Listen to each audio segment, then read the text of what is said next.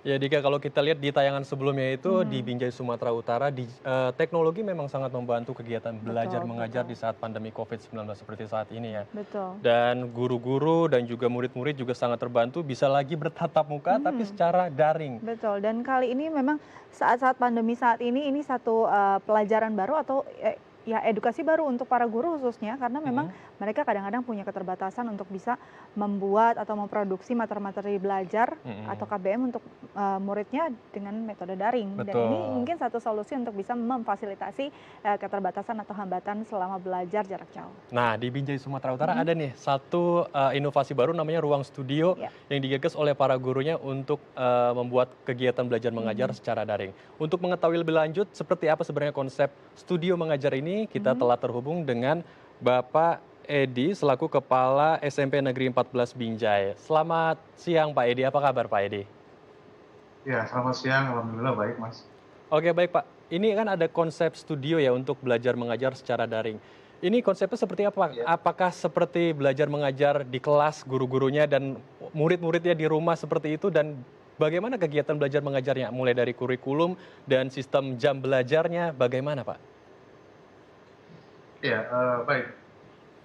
Ada satu yang menjadi tantangan bagi sekolah sebenarnya pada masa Covid ini, yaitu pembelajaran jarak jauh. Jadi di kami sebenarnya pembelajaran jarak itu bukan untuk memindahkan ruang kelas ke kamar-kamar di rumah gitu. Jadi harus ada interaksi yang aktif antara siswa dan guru. Maka kawan-kawan dari guru di SMP 14 itu membuat satu studio mini, mhm. di mana di dalam studio itu guru bisa mengajar layaknya di dalam kelas, kemudian didesain seaktif mungkin agar murid tertarik untuk mengikuti pembelajaran itu. Baik, jadi memang tidak hanya memindahkan ruang belajar jadi ke Betul. kamar yang selama ini mungkin, salah kaprah gitu ya dilakukan oleh banyak, anak di rumah dan dengan pengawasan orang tua. Nah, seperti apa sebenarnya sistem pengajaran, dengan inovasi, studio ini, Pak? Iya, baik, terima kasih Mbak. Jadi ada kesalahpahaman dari masyarakat bahwa kan ini kan seharusnya e-learning, Ya. bukan e-tugasing. Hmm, Nah, jadi e-learning itu belajar secara elektronik, bukan memberikan tugas secara elektronik.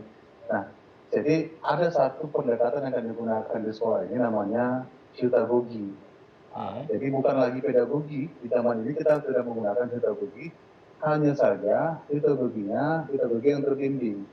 Jadi anak-anak kita berikan pilihan materi, kurikulumnya, kemudian itu kita buat bagaimana agar ini anak ini memang benar-benar terampu pengetahuannya, terampu juga sikapnya, dan terampu juga keterampilannya gitu. Baik. Nah, berbicara mengenai keterampilan Pak Edi, tadi di tayangan kita juga melihat ada anak-anak yang, apa ya, belajar kesenian gitu secara daring, mementaskan tarian, musik, lagu. Itu bagaimana? Apakah hanya bisa ditampilkan di sekolah saja atau bisa disebarkan kepada anak-anak yang bisa menonton di rumahnya masing-masing? Ya, sekali lagi prinsip kita, pandemi ini tidak boleh mematikan kreativitas anak-anak. Anak-anak harus tetap hidup. Gitu. Jadi kita membuat panggung kreativitas namanya. Di situ anak-anak bisa menampilkan berkreativitas, boleh menari, puisi dan segala macam. Itu kita rekam semacam konser virtual. Jadi kita masukkan ke dalam YouTube, dari YouTube sekolah. Jadi anak-anak bisa menontonnya masing-masing. Jadi secara bergantian, anak juga boleh datang ke sekolah untuk menyalurkan bakat dan minat mereka masing-masing. baik. Baik. Kalau dilihat dari inovasi tersebut, apakah ini, ada peningkatan atau ada peningkatan, antusias dari para murid ataupun pelajar di sana setelah inovasi ini diterapkan di sekolah, Pak? Apakah juga berpengaruh pada nilai-nilai mereka? Ya, ini penting pertanyaannya, Mbak, karena begini, selama pandemi ini ada beberapa kesenjangan. Pertama, kesenjangan digital. Yang kedua, kesenjangan prestasi.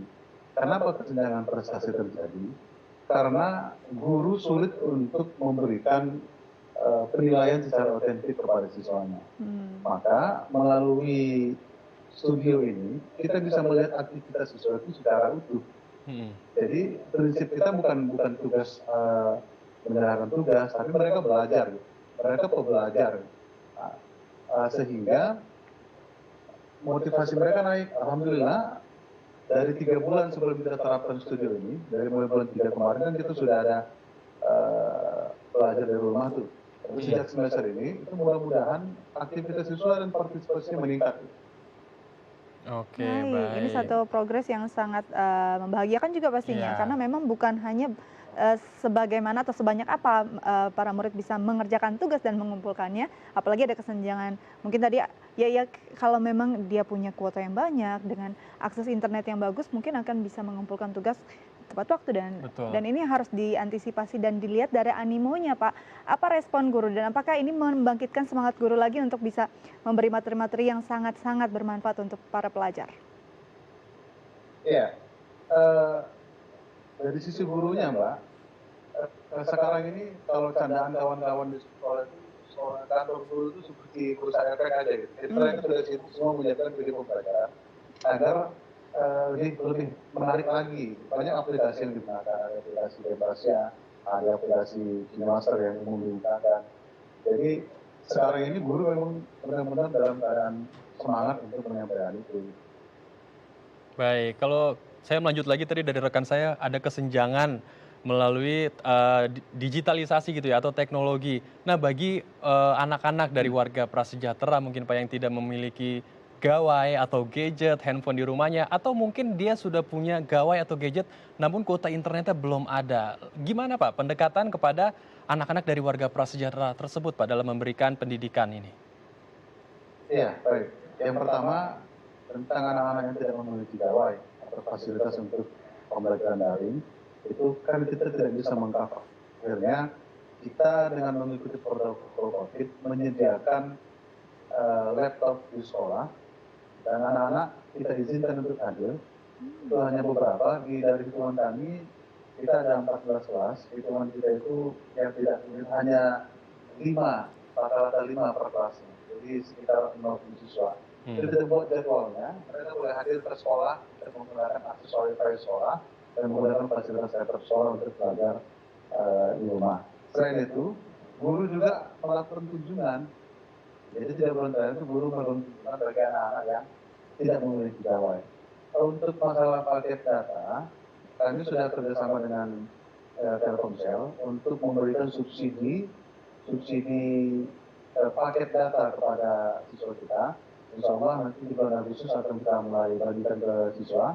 Per siswanya itu kita subsidi 2,5 GB per siswanya begitu.